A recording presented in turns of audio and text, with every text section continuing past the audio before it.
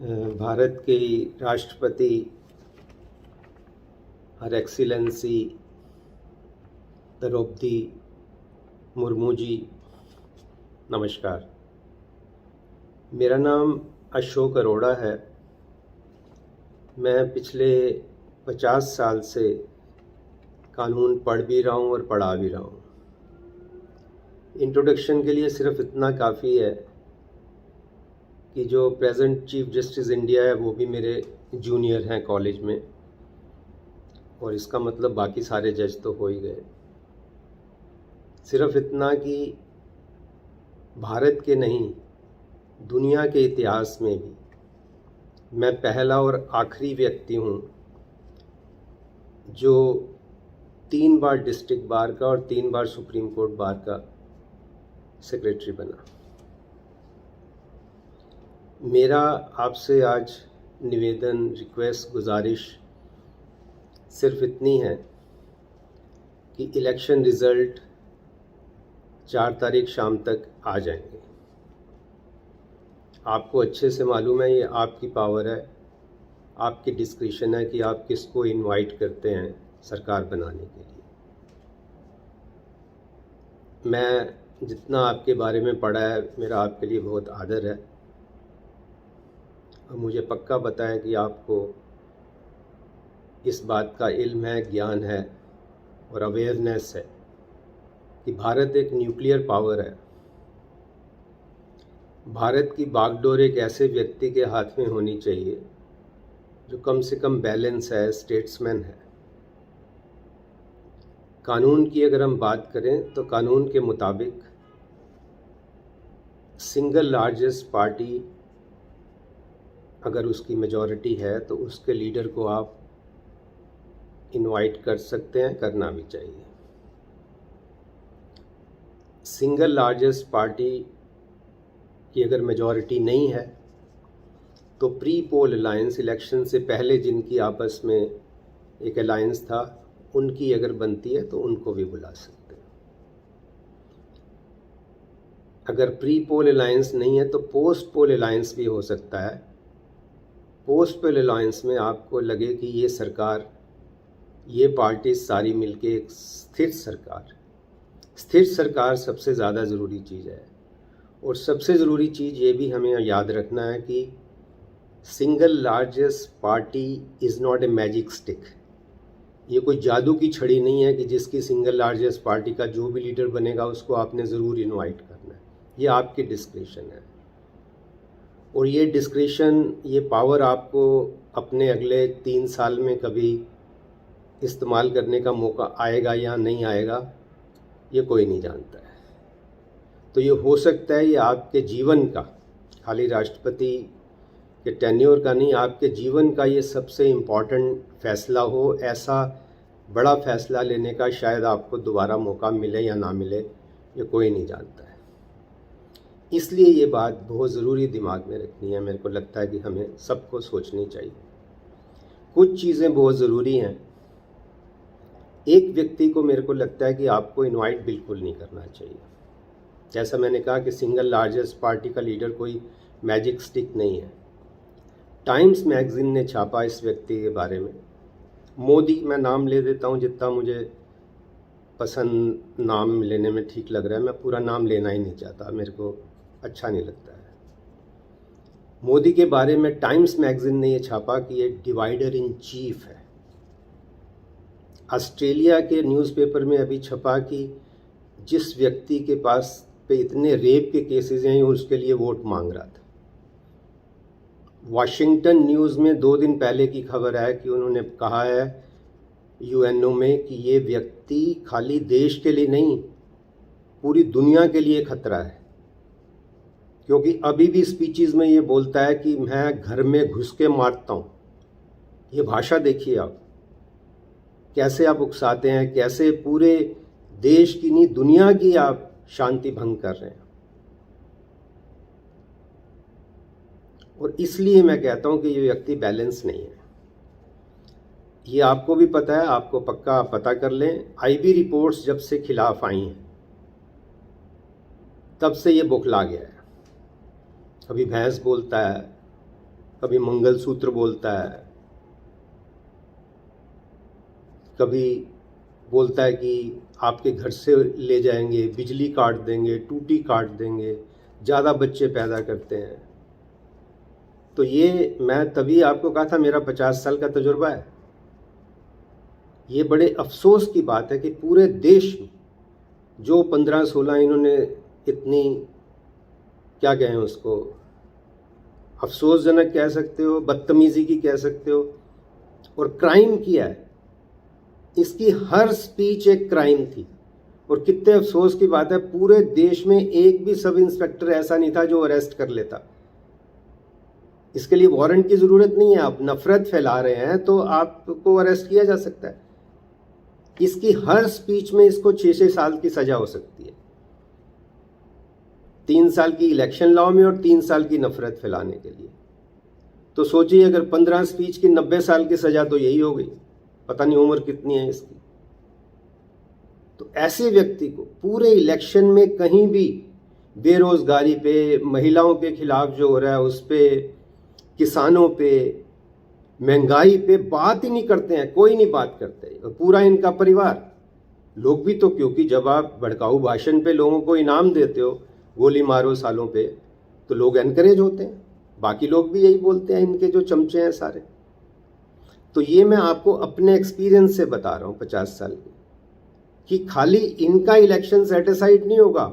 जहाँ जहाँ स्पीचेस दी हैं, जितने भी वो कैंडिडेट्स थे, उन सबका इलेक्शन सेटिस्फाइड करने से कोई नहीं रोक सकता है, कोई भी नहीं रोक सकता है। और कोई दमदार जज आ गया तो 4 दिन में इलेक्शन सेटिस्फाइड कर सकता है, इनका भी। और सारे वही लोग जहाँ जहाँ इन्होंने स्पीचेस दी है, खुद तो डूबेंगे सनम, तुम्हें साथ ले डूबेंगे।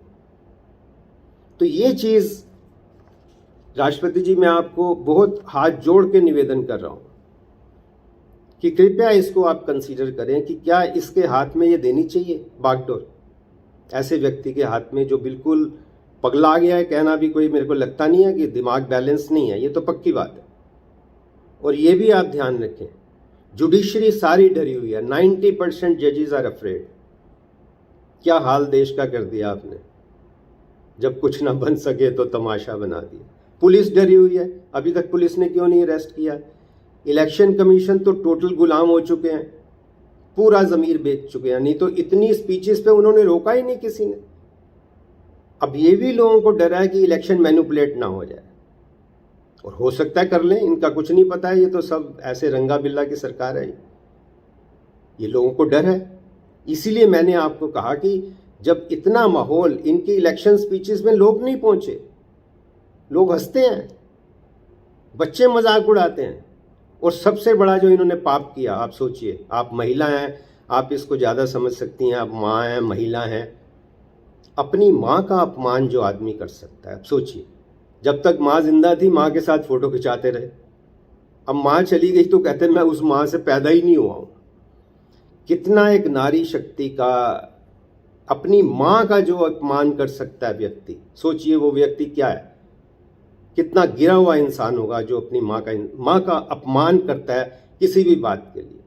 हर दूसरे दिन पलट जाता है, मैं हिंदू मुस्लिम नहीं करता हूँ। आप बोलते हो कि मुस्लिम के खिलाफ बोलते हो, इतनी नफरत फैलाते हो। जजेस डरे हुए हैं, पुलिस डरी हुई है, आर्मी डरी हुई है। देखिए आर्मी, उसमें जनरल ने नहीं बोला कि सर मेरे को क्यों एक्सटेंशन दे रहे हैं आप, मेरे को एक्सटेंशन नहीं चाहिए, आप केयर टेकर है, 3 दिन इंतजार कीजिए, जो नया बनेगा वो फैसला लेगा, आप नहीं फैसला ले सकते। और टोटल आर्मी को डिस्करेज किया है। ये जो इन्होंने ये स्कीम लाके, जो आपको पता है, वो जो पुलवामा जो था, पुलवामा में जो शहीद हुए वो सरकार की गलती से, लापरवाही से हुए। और सोचिए, that was a ground, defence minister, prime minister, home minister को रिजाइन करने का ग्राउंड था। और इसको अडवाणी ठीक कहते हैं कि इवेंट मैनेजर है, उसको बेच दिया। बताइए, अपनी गलती को बेच दिया। That was a ground for them to resign. उसको ऐसा माहौल बनाया, इवेंट बनाया कि लोगों को होश ही नहीं रही, लोगों को पागल कर रखा है। सतपाल मलिक जी ने जो एक स्टेटमेंट दिया, उससे इंसान का पता लगता है कि कितना गिरा हुआ इंसान है। जब उन्होंने बताया कि 700 किसान मर गए तो कहते वो मेरे लिए मरे। सोचिए कितना, इनका तो पूरा एक इतिहास लिखा जाएगा। इनका तो जन्म ही उस पे हुआ। आपको पता है जो दंगे करा के तो इनकी राजनीति शुरू हुई। 3000 लोग मरवा के आपने अपनी राजनीति शुरू की है।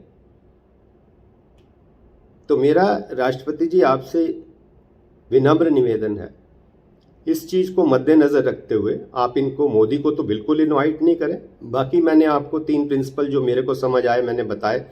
Single largest party, single largest की majority in India, pre poll alliance नहीं है तो पोस्ट पोल अलायंस। लेकिन ऐसा नहीं कहें कि ये आपकी 200 सीटें आई है आप सरकार बना के मौका दे देंगे 30 दिन का, ना, वो कम से कम माफ़ करना, बिल्कुल मत करना। उससे तो ये खरीद फरोख्त शुरू हो जाती है, बिल्कुल शुरू हो जाती है। तो आप पहले से ही देखें कि ये ऐसा धंधा तो नहीं कर लेंगे। देखिए कितनी सरकारें गिराई इन्होंने, कितनी सरकारें गिराई। इनका तो पाप का इतना मटका भर चुका है, मेरे को लगता है भर चुका है। और मैं, आप मेरी छोटी बहन भी हैं, मैं थोड़ी ये आज्ञा ले लेता हूँ, आपसे हाथ जोड़ के आज्ञा ले लेता हूँ कि राष्ट्रपति तो हैं ही, मेरे से 2 साल छोटी हैं, मैंने देखा है। तो आपको वो कहते हैं ना कि उनको पता भी चले, वो खफा भी ना हो, इतनी एहतियात से कोई दिल की बात कैसे करे। या फिर मैं आपके लिए ये पढ़ देता हूँ अपनी बहन के लिए कि किस शौक़, किस तमन्ना, किस दर्जा सादगी से हम आपकी शिकायत करते हैं आप ही से। आपका भी इन्होंने कोई मान नहीं रखा है माफ़ करना। आपके पास ग्राउंड था रिज़ाइन करने का जब पार्लियामेंट का इनाग्रेशन प्राइम मिनिस्टर ने कर दिया। हेड ऑफ द स्टेट आप हैं, आपको करना चाहिए था। कितना आपका अपमान किया। मंदिर का उद्घाटन आपको करना चाहिए था, इसको नहीं करना चाहिए था। मैं इसको ही कहता हूँ, इनको नहीं कहता मैं, बिल्कुल मेरे दिल से निकलता ही नहीं है कि इनको, इसको नहीं करना चाहिए था। आपकी वो तस्वीर, मैं तभी, छोटी बहन है माफ़ करना, हाथ जोड़ के कह रहा हूँ, क्योंकि राष्ट्रपति का अपमान है जिसमें अडवाणी और ये बैठे हैं और आप खड़े हुए हैं। सोचिए आप, कितना गिरा हुआ इंसान, और उसको पूरा सर्कुलेट करते हैं। आपके प्रेसिडेंट हाउस पे पूरा कब्जा है इनका। ये मैं आपको एज इन्वेस्टिगेटिव जर्नलिस्ट कह लीजिए, लॉयर कह लीजिए, क्रिमिनल लॉयर इन्वेस्टिगेशन कह लीजिए, पूरा कब्जा है इसका। तो क्या मैसेज दे रहे हैं? आपका इतना अपमान हो रहा है, आप पूछते ही नहीं है। फैसले सरकार लेती है, लेकिन एट द सेम टाइम आप सरकार से जरूर पूछ सकते हैं एक महिला होने के नाते कि मणिपुर वायलेंस पे क्या हो रहा है, किसानों की आत्महत्या क्यों हो रही है। आप सवाल तो पूछ सकते हैं कि नहीं? खाली प्रोटोकॉल के लिए नहीं है आप। हम 140 करोड़ ने अपना ईमान आपके पास गिरवी रखा हुआ है। आप ये सोचें, अगर आप रिजाइन कर देते हैं या सवाल पूछ लेते हैं, आप समझ लीजिए ये सरकार गिर जाएगी। आप में इतनी ताकत है, आप पार्लियामेंट के टाइम पे रिजाइन कर जाते हैं, सरकार ये गिर जाती, 100% गिर जाती। देश में इतना माहौल बन जाता कि आप अपनी जो बनता, अपनी माँ को बेच रहा है, हर पोजीशन को बेच रहा है। वोट मांगते हैं इस बात पे कि हमने महिला को बना दिया, आदिवासी को बना दिया। आप रोज़, मैं आपसे माफ़ी चाहता हूँ, आपका ना बोलना पूरे महिला जगत का अपमान करती हैं आप जब आप नहीं बोलती, और जब आप बोलती हैं तो पूरे महिला जगत को ताकत मिलती है। फैसला आपके हाथ में कि आपको क्या करना है। और मैं ये नहीं कह रहा मेरी बात मानो, मैंने एक लिस्ट बनाई है, कितने लोग जो ईमानदार लोग हैं, ऐसे जज हैं। आप सरकारी वकील से बात मत कर लेना। सरकारी वकील तो 90% चोर हैं, ईमान बेच चुके हैं, जैसे वो आपका तुषार मेहता, मनिंदर सिंह, आप देखिए इनकी बहस। सरकारी वकील से नहीं, सरकारी जज से नहीं। मैं आपको जज बताता हूँ जिनका एक इमेज है, justice Venkatachaliah, justice Santosh Hegde, justice Arjan Sikri, justice Madan Lokur, justice Kurian Joseph, justice Rohinton Nariman, justice Qureshi, justice Muralidhar, justice AP Shah, Rajeev Dhavan senior advocate. ये मैंने 10 नाम लिखे हैं आपके लिए। आप इनसे बात करें। मैं नहीं कह रहा मेरी बात माने, मैं हाथ जोड़ के सिर्फ इतना निवेदन कर रहा हूँ कि 140 करोड़ जनता के साथ आप प्लीज़ बेइंसाफ़ी मत करें। आपको ईश्वर माफ़ नहीं करेगा, आपकी खुद आत्मा भी माफ़ नहीं करेगी आप ठीक अगर डिसीज़न नहीं लेंगे। और पूरी दुनिया में जो आदमी अशांति फैला रहा है, क्या देश को कहाँ ले गए आप, उसको तो बिल्कुल इनवाइट मत करना। आपका बहुत बहुत धन्यवाद। मैं कोशिश करता हूँ कि आप तक पहुँचे, ईमेल करता हूँ आपके सेक्रेटरी को, और मैसेज यूट्यूब पे डालते हैं तो पहुँच ही जाता है। जो 2000 लोगों को पहुँचे तो मेरे को लगता है अपने आप ही पहुँच जाता है, और अगर इतना इन्वेस्टिगेशन आपका नहीं है तो बहुत अफसोस की बात है। बहुत बहुत धन्यवाद फिर से, मेरा फिर से हाथ जोड़ के आपको प्रणाम। आपके लिए पूरे समाज का बहुत आदर है, आपसे इतना ही निवेदन है उस आदर को बनाए रखें। ऐसा ना हो कि लोग ये कहें कि वो सदियों ने सज़ा पाई, वो वाली हाल मत हो। मेरा ईमेल ashok.arora2310@gmail.com, इस पे मेरे को कॉन्टैक्ट किया जा सकता है। Thank you. जय हिंद।